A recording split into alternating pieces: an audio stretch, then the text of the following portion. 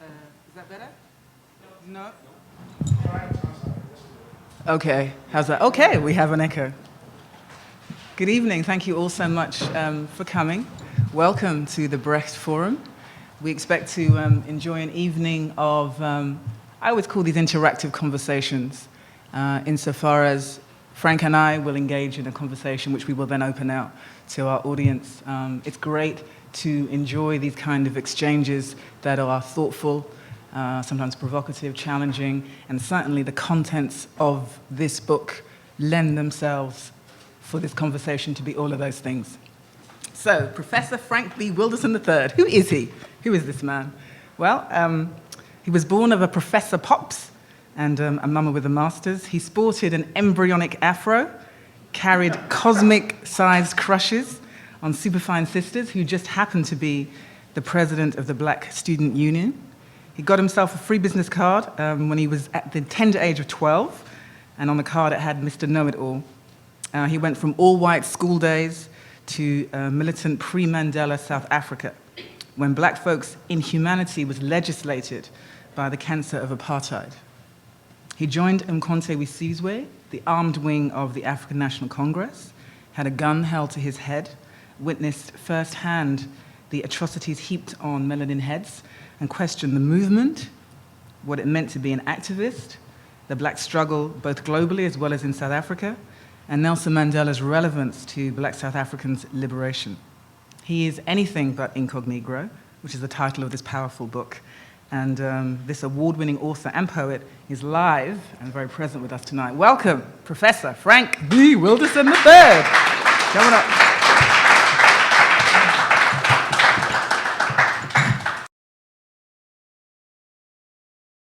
A simple memoir genre, dramatic memoir, spliced together with a suspense genre.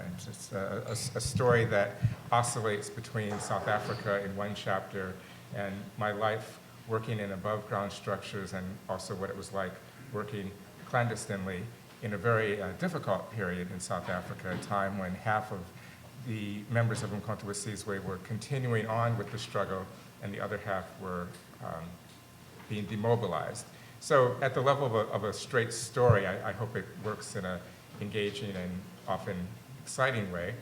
Also, you could think of it as a book that could be used alongside of more, in quotation marks, objective narratives about post-civil rights era, black power, and the struggle in South Africa. One person's witness to and experience in those movements that could be read alongside textbooks and college classroom books. And finally, I'm really interested in presenting to you a book that engages questions of race and power in ways that we're not often used to thinking about them, especially through literature. So I would hope that, and especially this being the Brecht Forum, where there are probably a lot of out of the closet and closet Marxists in here, we could talk about how my book interrogates some of Marxist assumptive logic, at least from the left, not from the right, of course. What I know that we're going to talk a lot about South Africa tonight, and that's what I've been talking about everywhere I've gone. But I'd like to read a few pages from the American section, if I could. And if we return to them through the discussion or the Q&A, that's fine. We'll see where it goes. But this is a section that is pretty dear to me in that it's my way of narrating some of the more theoretical issues that I can't get at in abstract language, but must get at through story. So without further ado, let me go into this segment. It takes place at the end of my life. Not my life. Still here, right? I mean, knock on wood or something. At the end of the narrative chronology, which goes from 1962 through 2004, and I've returned from South Africa. I've gone to visit my parents, who, if you read the book, you'll know we've always had a very difficult and tumultuous relationship over primarily issues of our own irreconcilable take on the same condition of blackness, let me put it like that. My dad has had cancer, and he's recuperating. I've gone to the hospital to be with him, but I've entered the hospital with a T-shirt that reads "Reparations Now," much to my parents' chagrin. And this is a hospital, a university hospital, where he has been a professor for 30-odd years, actually. And there's a question of the politics of the T-shirt and the degree to which it might embarrass some of the colleagues who could be coming in. So things are a bit tense between us. We're trying to be pleasant. I've driven them home to Kenwood and collected a few things for my dad. And now I've driven them out to their country home. And so far, we've managed to avoid a major argument. But now it's late afternoon, early evening, and we're sitting on the dock overlooking their lake. And we've just probably spent a half hour too long together, okay? I probably should have left 30 minutes ago. So.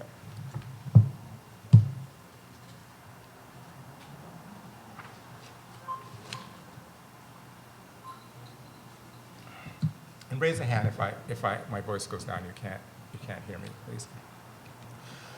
Mom sipped her tea and then set it gently on the small round metal table between her chair and mine.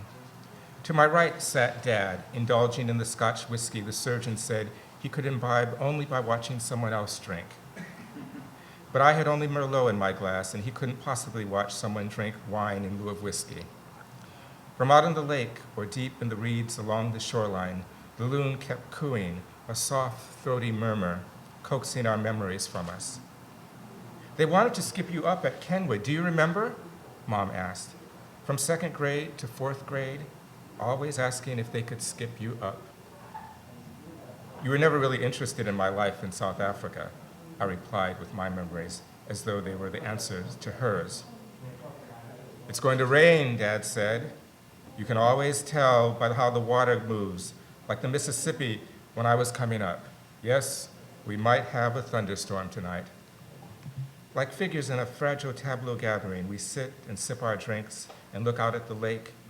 On the hill behind us, the cabin stands, gleaming with a fresh coat of white paint and its roof speckled with new shiny shingles that sparkle between the old. All around, birch trees and oak play their shadow fingers on the walls of the house and the hillside clearing where it stands. As the hill slopes toward the lake, the clearing narrows and spindly tamaracks with their roots soaking loam press tightly to a footpath that is rescued from the bog by the gray wooden planks of the dock. The dock thrusts out over the water, the reeds, and the obstinate mire beneath, muck and mud hidden from view by clouds and trees reflected on a plain of water.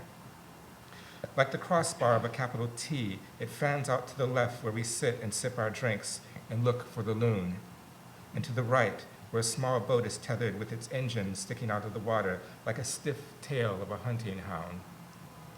Its oars tucked to its torso like a bird's clipped wings, and a tackle box and fishing pole patiently awaiting my father's return. That's not true, Mom says. When you came back, your father let you speak at the Skylight Club. The sanitized version, I say. No one censored you, Dad said. You might have censored yourself. Do you want to know now, I ask. If it's positive, says Mom, we're always interested in your positive contributions. In other words, no, I say. We saw this all the time when we practiced, Mom informs me. Young black men blaming the world for their being adrift. But you're not young anymore. In 2 years, you'll be 50. I can pinpoint the moment this complex took hold of you. You were 12 years old, so puffed up with your exhortations about the war in Vietnam and your slogans. We drove to St. Paul. I was having business cards made. You insisted on having some made for you as well. My nerves were shot that day, and you weren't giving me any peace. The printer, however, thought you were the cutest little thing who said the darndest things. Where'd you get all those $4 words from, lady? As though black kids don't know how to speak. And you just performing for him and wearing out my patience? White folks can't raise their own children and don't want to let you raise yours. They just reach inside. I didn't have money for an extra set of business cards. That's all right, lady, it's on the house. That's all right, lady, pay no attention to the mother. What's your name, Sonny? How do you want it spelled? Roman numeral 3 at the end? Oh, this kid, I swear, this kid. Now give us a business address, Sonny. Oh, what's your occupation? To which you replied, know-it-all. I'm Mr. Know-it-all. Mom, I say, are we going to need a Ouija board to find the moral of your story? Don't speak like that to your mother. I didn't know we came from a plantation, I say. I still don't know what happened to us in the hold of that ship, so I didn't know it all. May I finish my story? Let your mother finish her story. And there I am, late and tired, and you're instructing this man, no-it-all. So it rolls off the tongue, mister, like Niagara Falls. Never been to Niagara Falls. A week later, I find one of your business cards clipped to a university memo. It's lying on my pillow. Dear Mrs. Ida Lorraine Wilderson, I would like to schedule a meeting with you. You remember this? She asks Dad. He nods and knocks back his scotch. Oh, yes, I remember, he says, whether he does or not. Please RSVP with your memo on your card on my pillow. I have 12 years of grievances to discuss. Sincerely, Master, in 6 months to be Mr. Frank B. Wilderson III. 12 years of grievances? You were only 12 years old. Mom, I don't remember any of this. Classic persecution complex. Dad sips his drink and nods as she speaks. The patient recalls only the episodic kernel of what others did to him. From there he embellishes. I did go out to lunch with you. On a yellow pad you'd written 2 pages of your grievances. What were they, Mom? I don't remember. Yes, I remember one, your weight problem. You attribute it to me, accusing me of transmitting an overabundance of fat cells to you at birth. The Jewels have never been fat, and the Wildersons are big boned, but nobody's fat. Speak up, Frank. Oh, the Jewels have never been fat, and the Wildersons are big boned, but nobody's fat. But rather than take responsibility for your weight, you charge me with the transmission of fat cells. Why do I come back here, I think? The moat between us only widens. I remember something different about that year. I remember her excitement at the fact that the next sabbatical we were about to embark on would give her the chance to do primary research on her dissertation in the public schools of Detroit, Chicago, and Berkeley. I remember her telling her news to a woman who lived several doors down, who didn't have money, but who'd married a poor man whose rich aunt died and left them a house in Kenwood, a woman Kenwood neither claimed nor wanted, someone they would have called poor white trash if they spoke like that. When Mom told her the news, the woman said, "You poor thing, all that work, I'm so glad I'm free, white, and 21. I remember Mom's face as we walked back home, and how I wondered what it was about our condition that even white trash wouldn't touch. Somewhere out there on the water, the loon calls back, you know, you know. You can't make positive contributions, Mom says, unless you learn to take responsibility. Blaming everything on race is like conjuring fat cells out of thin air. Persecution, that's not the way, son. Then, more to the loon than to me, she says, we fought too. You didn't appreciate our methods. You didn't try to understand them, but we fought too. You can't fight all your life. You have to breathe sometimes. I can't breathe. It's your asthma, Dad says. He doesn't want her to speak to me in the uninhibited way she speaks to him when no one is around. Frank, run up to the house and get your mother's inhaler. But the wine won't let me move. Yes, Mom says, then finding it in her pocket. No, that's okay. It's here. She takes 2 immense hits, holds them in, and exhales. I start to say something, but she holds up her hand. Listen, she says. She sits up straight. It's just the loon, I say. No, there's music coming from one of those houses across the lake. Listen. Yes, I hear it. Someone's playing the piano. What's the name of that piece? I don't know, Mom. You do, of course you do. It sounds like something your sister Fawn used to play. What's it called? I strain my ears to comprehend, but the notes weave a tapestry of sound with the waves rolling gently to shore, with the soft knocking of the boat against the strips of tire fastened to the dock, with reeds rustling and the loon cooing. The distance and the gathering dusk are such that I can see no movement in or around the wristlet of homes across the water, much less discern the place from which this faint music comes. It seems to float up from the lake itself, and move towards us so imperceptibly that I can neither chart its progress nor gauge its nearness until the moment it is here. She asks me again, so I let recognition shine in my eyes. It's a Brahms intermezzo, I tell her. Yes, it must be a Brahms intermezzo. She smiles and sits back. I would have been a lot closer to you, Dad says, after some time has passed, if I hadn't watched you squander your remarkable talents over all these years. My back is up. Now we can own the docks we were sold from, I say. So let's forget about the voyage, to say nothing of the sale. Is that it, Dad? Is amnesia a remarkable talent? What, Mom says, do you want from them? I close my eyes. It may not be a persecution complex, Dad says to her. I've always thought he suffered from approach avoidance. We saw that all the time, too, when we practice. One displaces one's inability to reach one's goals onto shh. I take a long sip of Merlot. This is unprofessional, I tell them. The retard is still in the room.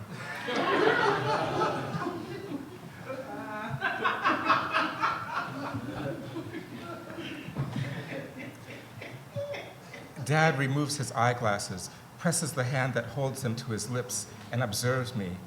Putting them back on, he continues, the Pentagon's against you, foreign policy is against you. How can foreign policy be against you? You were born here. The university, yes, there's problems. Yes, there's still work to be done. There's always work to be done. But we now have what we didn't have when I was coming up, the vote and access to the plebiscite. One can lobby, one can caucus.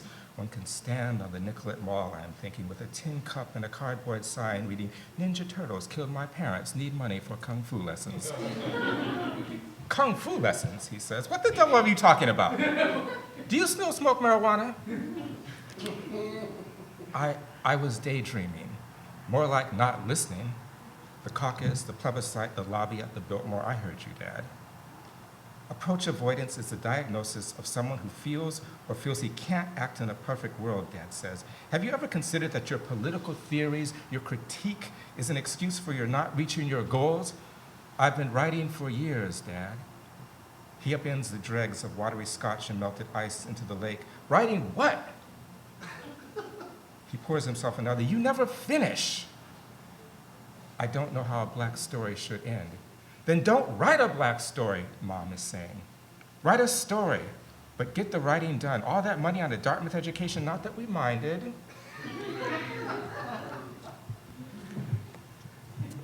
Time was, I could have asked Walter Mondale to run you for office, maybe even Hubert Humphrey. Don't look at me like that.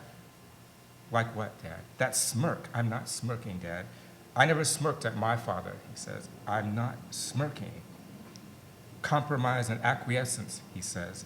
We know what you think of us, but if we let our minds meander through all that loopy Alice in Wonderland logic of yours, we'd have no choice but to buy guns, drive all the way to Washington, D.C., and shoot every white person in sight. That's pure hyperbole, Dad. How is it hyperbole? You wouldn't have to drive all the way to Washington.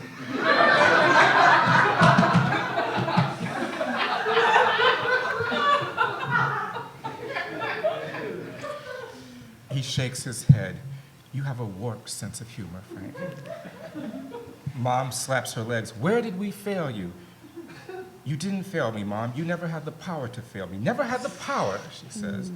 Something happened, I say, to us in the hold of that ship. Well, I wasn't there.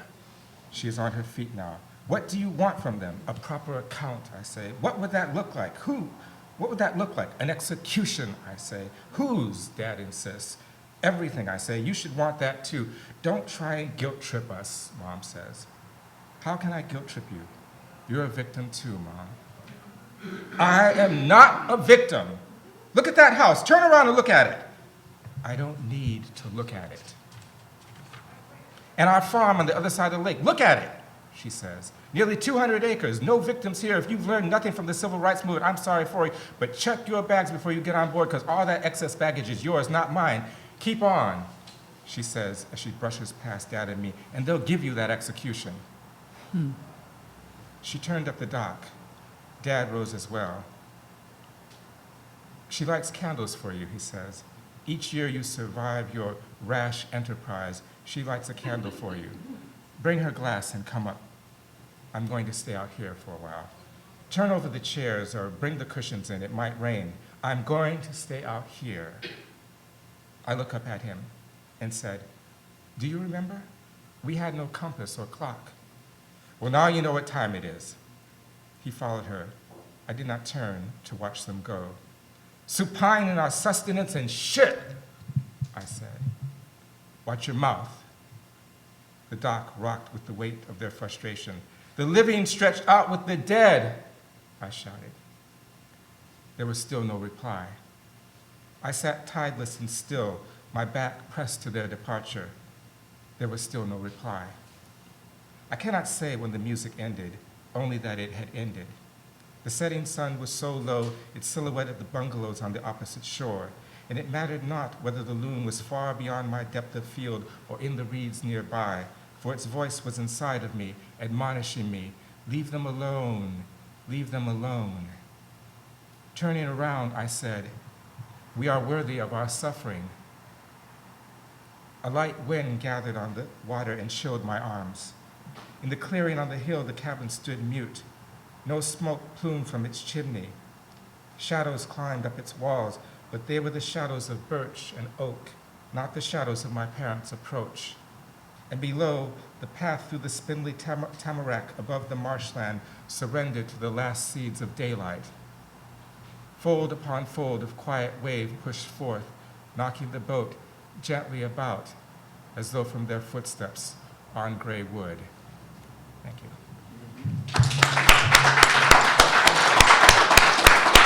My favorite part of the book at the end.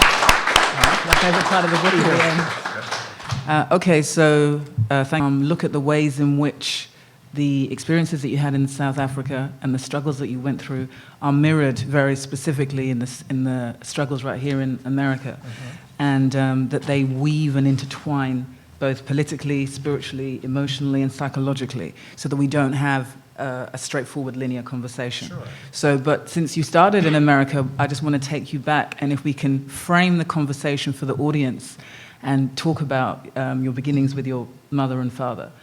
It is often assumed that black activists in particular come out of working class backgrounds and working class spaces. Both of your father was a professor, your mother also became an academic, and chose to live in this kind of white enclave where they suffered really acute rejection by a community they really sought some approval from. And you were this kid who was learning these huge literary passages that you had to quote ad infinitum. So I wonder if you could just talk about being raised in that space and who your mother and father were emotionally to you in that time. Well, I think emotionally, my parents were probably everything to me in this period. Am I speaking loud enough? Okay. Partly because I was the oldest, and given the nature of patriarchy, a male. So they poured a lot of attention into me and into my sister, who was 11 months younger, but there was a kind of imperative that I always felt I was having to be part of, and I could never completely articulate what that imperative was, and I'm not sure that they could either. But it really had a lot to do with a profound sense that America was not fundamentally wrong, but that there were problems in America that could be changed. And this was a moment from '62 to about '68, first grade to sixth grade, when they felt this could be changed, even though they were experiencing intense isolation in this neighborhood. So I often say that we weren't raised, we were trained, you know, in the sense Soldiers. Yes. So we had to live in a kind of cocoon, because my experiences with the kids and the people at school was a really volatile one, of being attacked verbally, often physically, and just feeling not a part of anything, even though I was having a lot of conversations. But there would be a thing where, you know, one day everyone would forego recess, for example, because no one wanted to be the person that would hold my hand for fear that the black would rub off on their hand. So it's like, it was the epitome of we'll leave the neighborhood if you come in. My parents weren't being spoken to at all. My dad had a life in that he drove 4 or 5 miles away to the university. It still wasn't a very great life. And erudition was like a prized possession, so you just had to learn everything at night, even after you did your homework. You had to do more work. Okay, so we're then going to fast forward, because there are very specific parallels to the way you were raised and the isolation that your parents went through, given what you went to in South Africa. But I just want to come up to you actually choosing to go to South Africa the first time, why you chose to go and how that came about. I studied Southern African politics at Dartmouth and was always interested in liberation struggles, having been introduced to a sense of internationalism when I was in junior high school by all the young radicals I met at university campuses where my parents lived and hung out, and the people who were working with them in model cities and the Great Society program. And then I studied Southern African politics at Dartmouth, was very instrumental in bringing a lot of people to campus who were part of SWAPO and the ANC and other groups, and began to feel that there was a resonance. Like so many, this is not an uncommon story. So many Black Americans feel that there was so many parallels between the quality and the machinery of oppression in South Africa and what we're experiencing here. And I thought I was going to write a novel about a black guy who goes to Morocco and his friend who graduates from college and his friend who goes to South Africa. And I won some literary awards and used the money to go travel there. When I got there, I found that even what I had studied and read about was so different than the reality on the ground that the novel kind of is in a garage somewhere, not written. So in a way, South Africa chose me. And I found that, as I said to you the other day, the people in South Africa that I met in 1989 in their little secret caches of books had primarily books from the Black American struggle, which is very interesting, that they would be reading us and we would be thinking about them. And that's a really powerful point, because I'm also Ghanaian. And coming out of that space where we had Kwame Nkrumah and many of those African leaders who did the same thing, they read about the African-American struggle, and that really influenced and politicized how they chose to adapt and what influenced their own politicization. So they never had this kind of pure African experience, which is a myth that continues to pervade this environment. Kind of an anecdote. When I was nominated for the first elected position in the African National Congress, which would be like the executive committee of the Democratic Party of Tribeca, something like that. I don't want you to think that it was a really major kind of thing, It was after a debate I had about something that won't get off on that tangent, but Albie Sachs, his son was on the executive, and his son nominated me. He's a Supreme Court justice. And when I was finally elected, they published all the elected officials for the various branches of the ANC in the Mail and Guardian.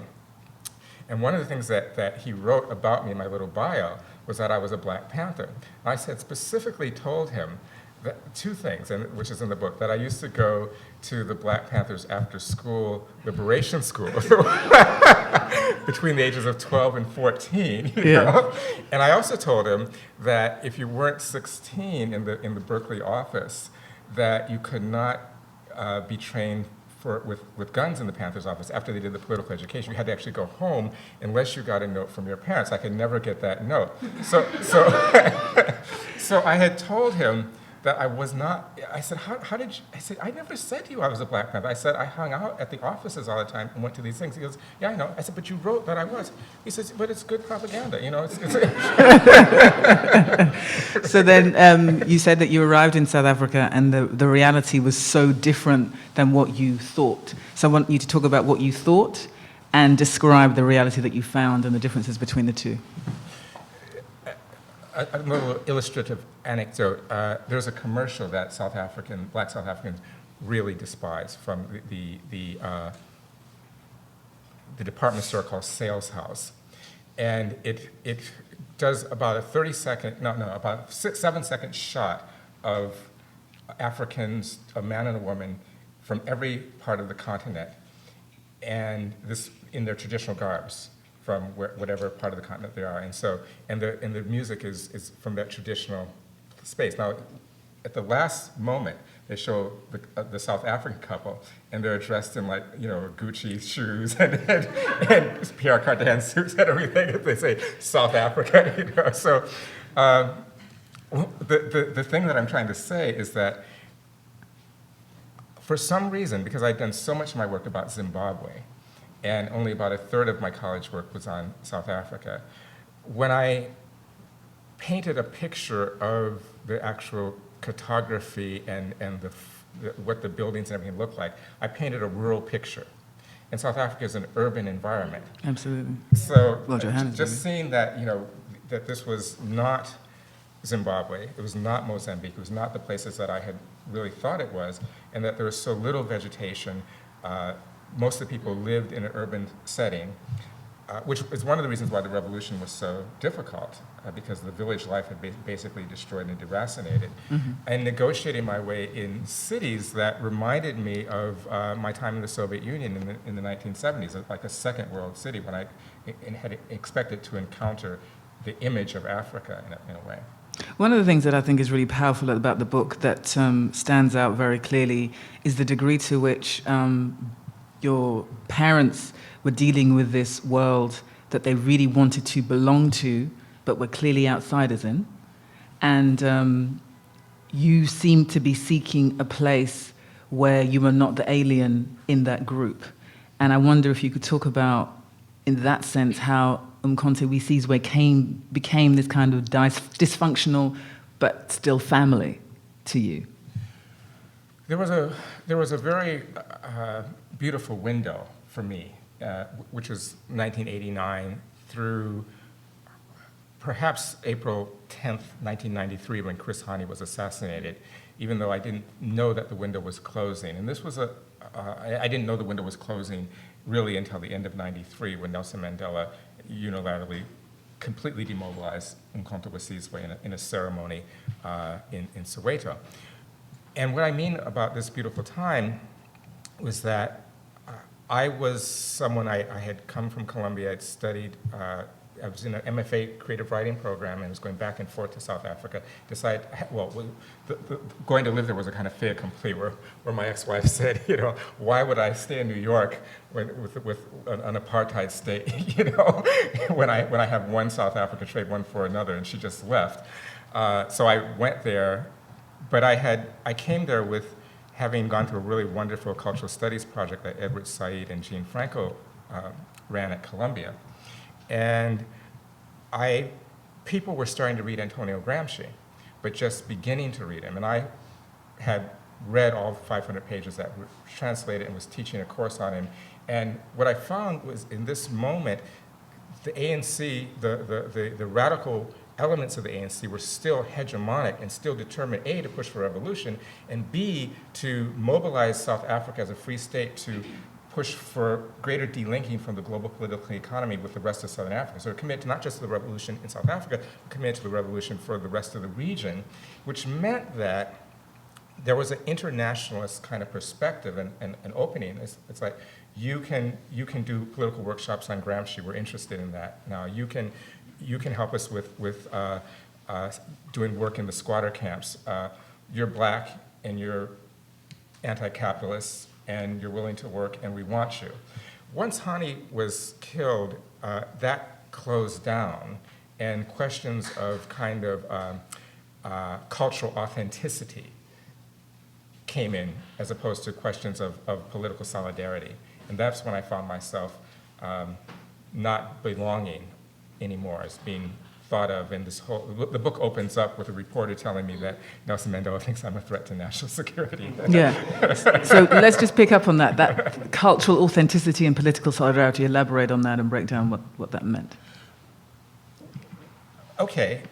So I'm saying in this period when I'm starting to be there, 89 through about 93, the question in an encounter, the question was,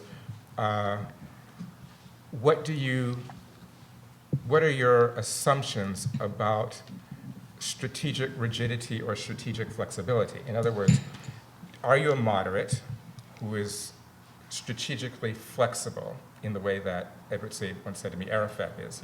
He'll take a squatter camp and call it a country if that's what they'll give him. Ooh, Mr. Palestine. Ooh, that's rough. Said said this. I'm quoting. Okay.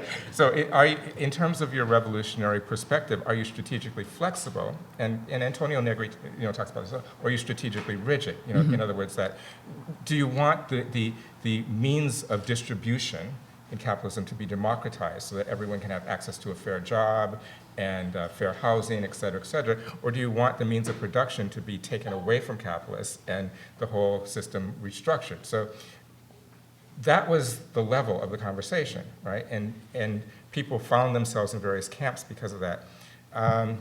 From there, what it meant was that people on the left more or less controlled the debate. And moderates had to find their way into that. Mm-hmm. So that the real intense debate was between people on the left.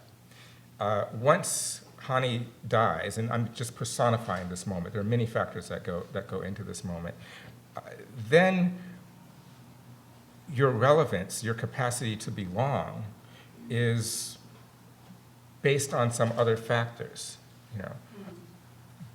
Are you a real African? Are you not? Are you in fee to Mandela's people, or are you an ultra-leftist threat? So it's really based on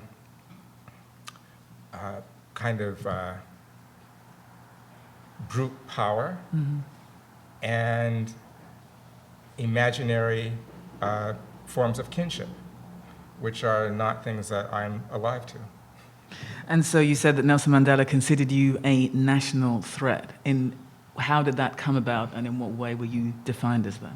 Well, the whole story is actually on the cutting room floor, because it was the editors along the way, it says many editors decided that the book had to not be burdened with so much exposition in order to tell us a story in a literary way. Right.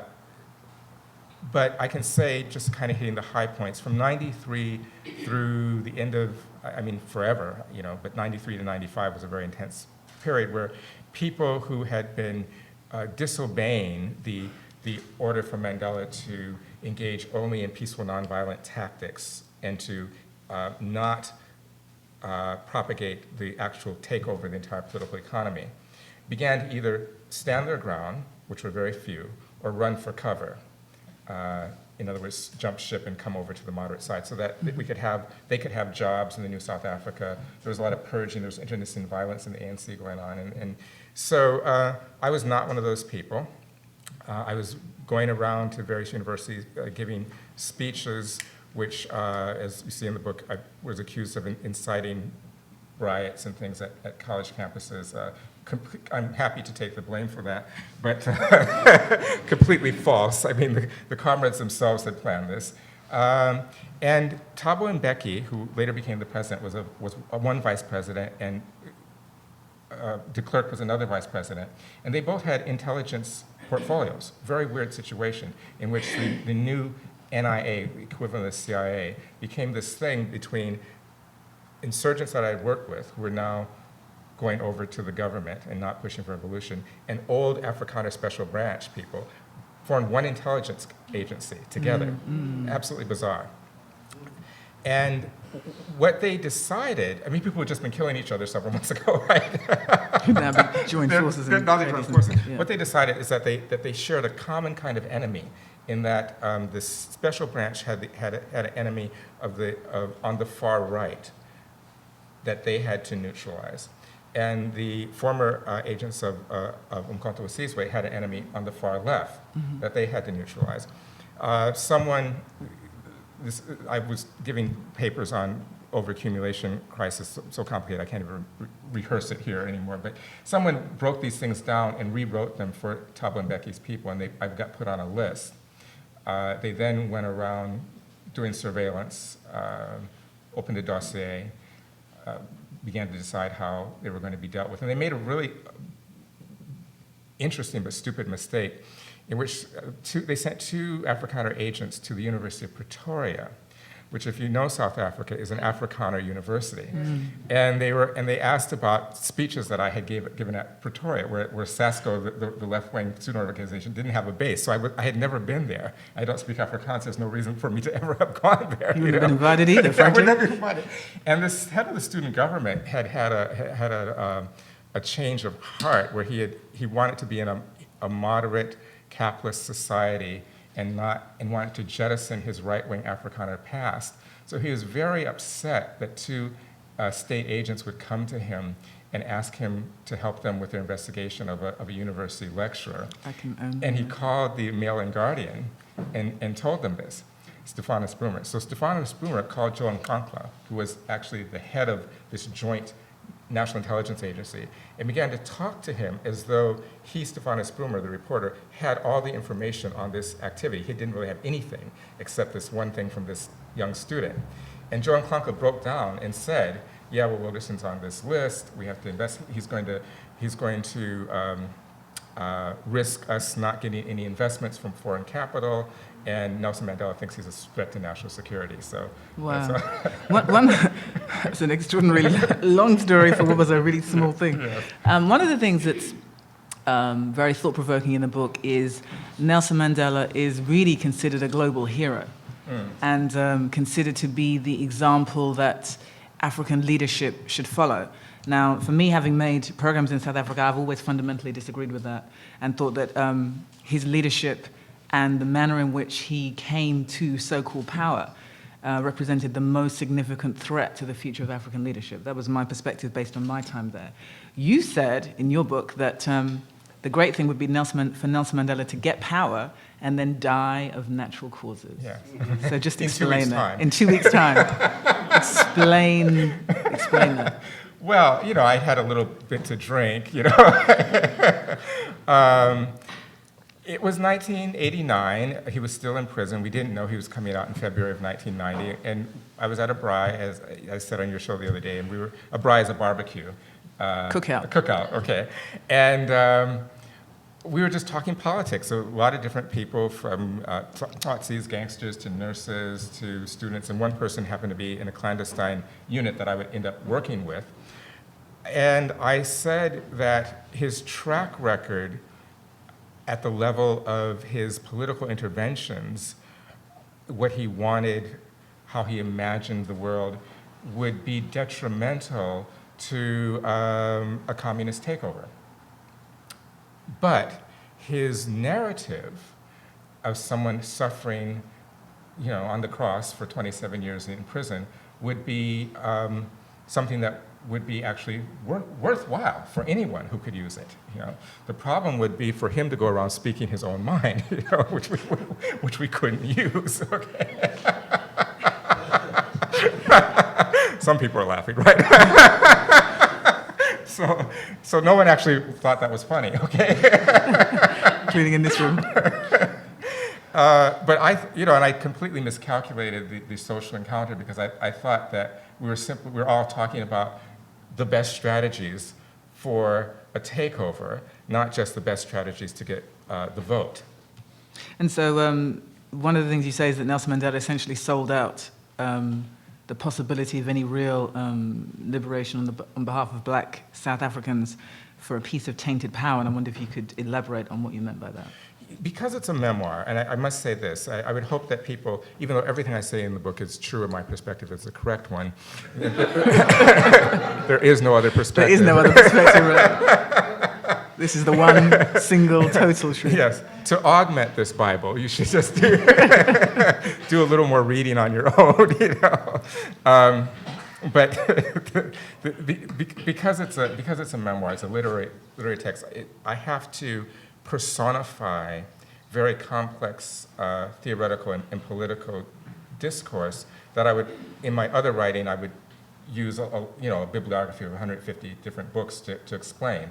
So I have to actually use the word Mandela even when I mean Mandelaism, a discourse that he enables and an ensemble of highly placed notables around him, having inculcated a kind of esprit de corps as well as a set of political aspirations and a kind of neoliberal common sense about how to set up a political party and how to negotiate for power and what power looks like, and filled the vacuum. And what the de Klerk government did in return, is to allow the ANC to be unbanned. So the unbanned ANC was basically people who had been there, but here's the thing, this is a kind of cultural internal dynamic, in that the people who came back were welcomed back as brothers and sisters, which I'm not against, completely for. But they were, I think in this period, I found that they were deferred to far too much, as though they had been to Western universities and they had some knowledge that would help, that people on the ground deferred to them too much. And when, by the time 93 came along, it was kind of too late. So that's one, the kind of filling of a void with this kind of neoliberal common sense, the demobilization, the unilateral demobilization of the arms struggle, number two. Number three, the agreement, which I completely fought against and people I was with fought against, to send Umkhonto we Sizwe operatives to the Truth and Reconciliation Commission to testify. I would never I never agreed to that. Many people never agreed to that. I would not allow for a tribunal to evaluate the force of black resistance on the same scale of state violence. One is ethical in my view, the other is unethical. I don't believe violence is violence. This is not a nonviolent book, Then they allowed for the government to set the terms of the transition in terms of negotiation, so that there are 10 million people who are politically active in all kinds of structures. 350,000 of them, only 350,000, are ANC card-carrying members, and yet the government and the ANC agree that the ANC and the government should be the ones negotiating for power.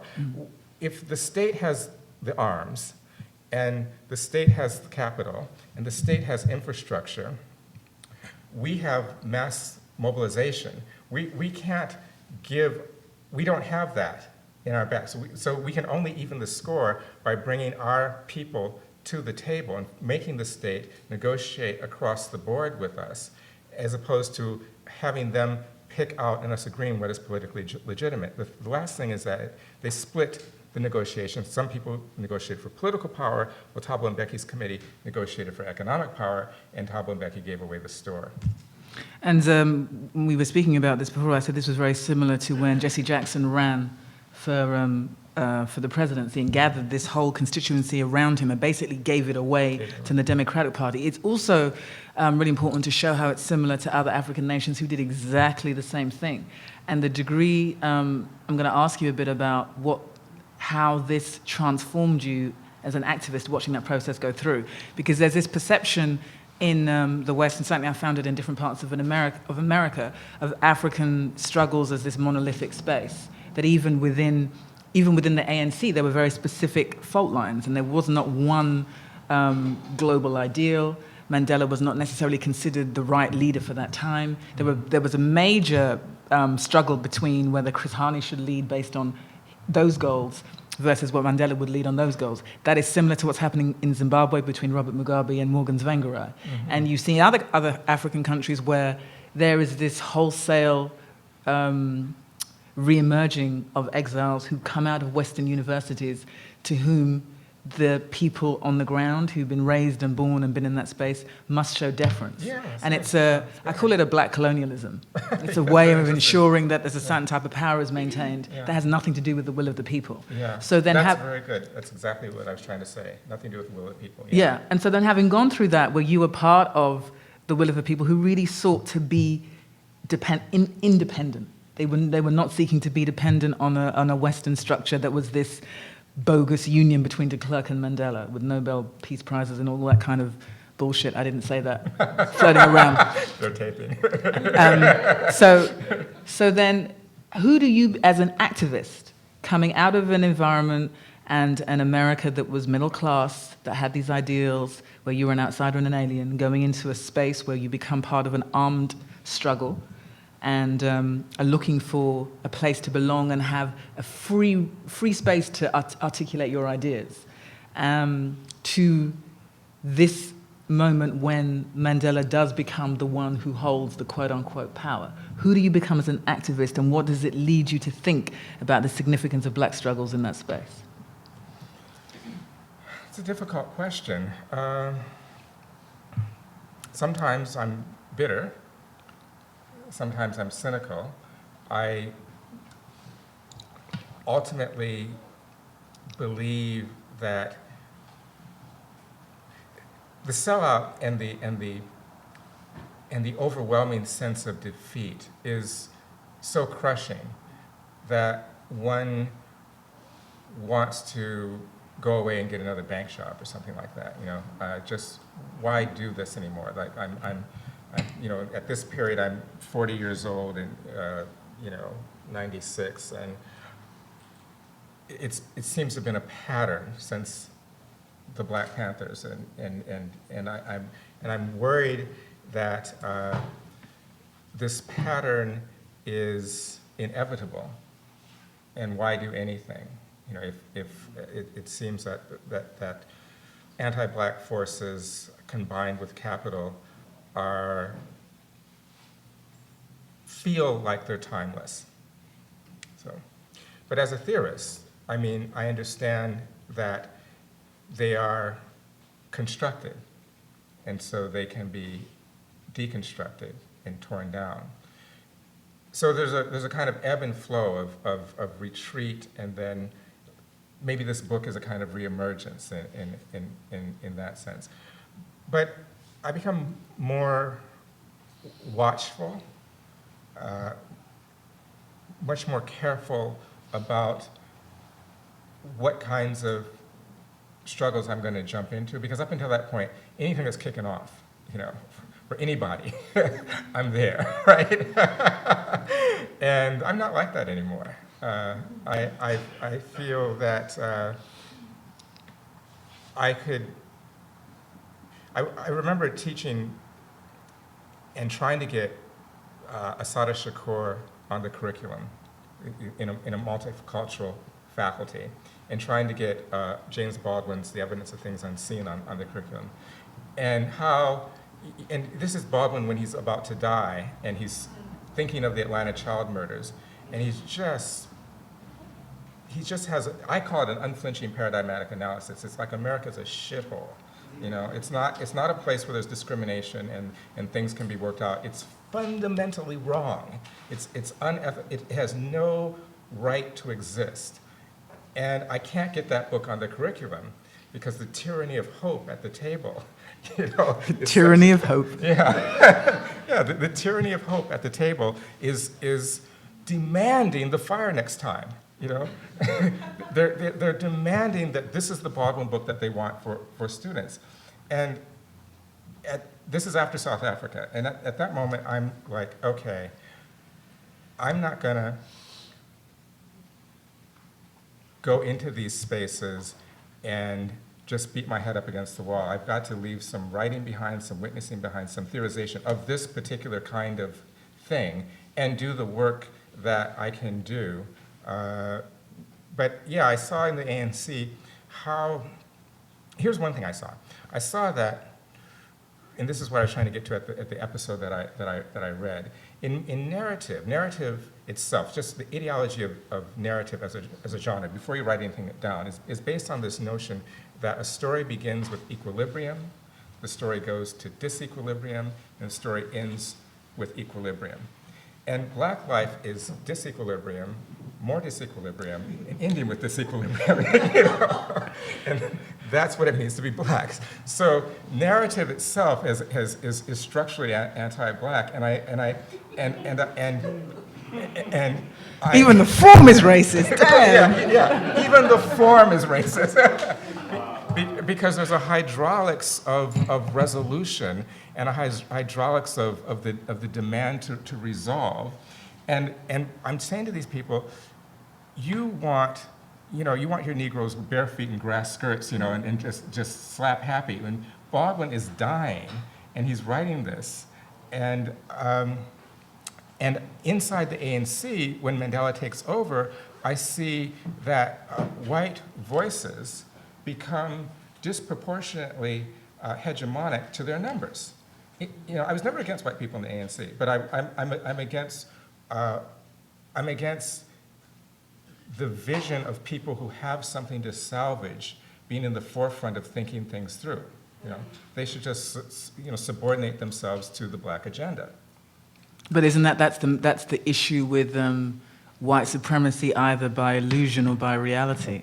The legacy of apartheid has been the emotionalization of the inferiority of blackness. Yeah. So that whether in the fact of having the political vote hasn't changed the feeling of being inferiority to whiteness, because that is the truest challenge of black political struggles, is to deal with the emotional legacies of your legislated inferiority. Yeah. That it continues beyond legislation. It's become an emotional and spiritual reality. And that's my big pet peeve with what happened in South Africa, because they had the entire history of independence to know that was the only lesson that you're going to learn. Yeah. So then, knowing, so then I'm about to open it up and engage our audience in the conversation as well. So then, having gone through that process, you are a professor, and you're teaching other young minds who are engaged and interested and passionate about activist struggles and movements.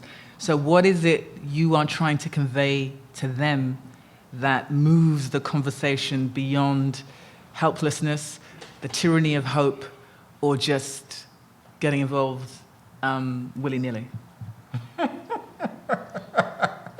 I just wrote a little memoir. I knew it was dangerous to come here with you. I say that if I can contribute through this book and the one that's coming out, a critical theory book through a completely different language, an academic book, and another literary book, if I can contribute to the power of understanding, so that because my work is not a discussion or a critique of political mobilization on the right.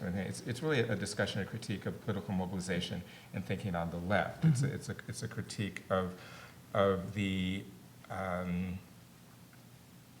way in which Marxist thinking doesn't go far enough, the way in which white feminism doesn't go far enough, the way you can actually name a catastrophe is one that destroys who you are in terms of the whole system of recognition and incorporation. Black bodies can't be recognized and incorporated. If you want to fight against that, that's fighting against modernity itself. This is the possibility that black liberation holds out, not for a coherent polity on the other side, but for the actual end of this world as we know it. Now, if I can contribute to keeping that analysis on the table, I don't myself know what to do with that analysis, but I know that we do, because anytime three of us get together, it's a crime. So we know, and they know we know. That's why there can only be two people at this table. Okay, let's open this up to extend the conversation. Frank Wilderson. Two people making a cry.